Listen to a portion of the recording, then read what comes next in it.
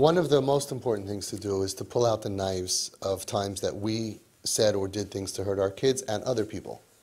And a lot of kids who were acting out in school were mistreated or even treated correctly, but they feel tremendous resentment and pain because they were thrown out, or they feel misunderstood, or they don't see things the right way. And I've done this many, many times, and I find that almost always the Rebbe or the teacher, the Menahelis, are very nice about it. Because, it's 5 years later, it's 3 years later, it's 8 years later, and they didn't want to hurt anybody. Either they didn't mean to, or they meant to. Either they realized they were wrong, or they don't think they were wrong.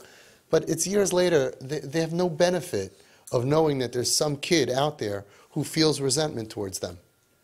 So what I recommend is that you should go to anybody. It could be a neighbor, a rabbi. People are good.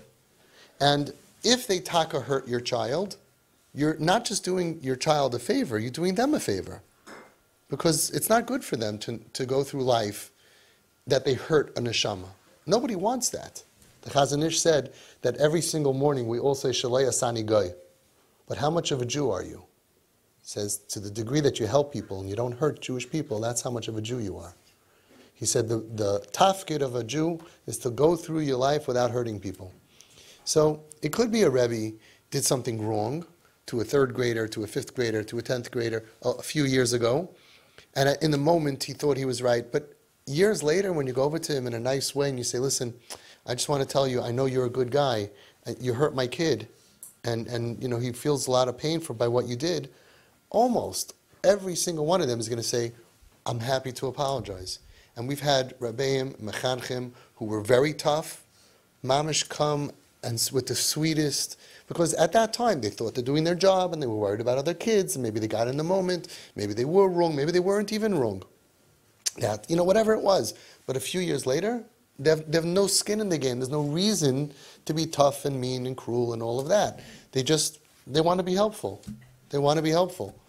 So the sprach that I tell parents when they tell me that they're nervous to tell this parent, this teacher, I tell them, listen, I'm sure that what you did, you thought you meant l'shem shemayim. Either you were wrong and you have this on your neshama and you have to take it off, or maybe you weren't wrong and you meant l'shem shemayim and you're fine.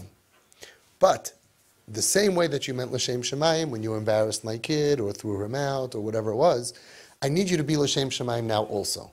Because now for sure what will help my kid is if you apologize. You call up and say, listen, Chaim, it's a few years ago, I know that I embarrassed you in front of people, or I asked you to leave, or I rejected you, or whatever, and I know that it hurt you, and I was thinking about it, I'm really sorry for your pain, I'm really sorry I hurt you. It's a huge mitzvah that you're doing. Maybe you're doing it for yourself because you taka messed up and you need the mechila, but even if not, it's a chesed shalemis.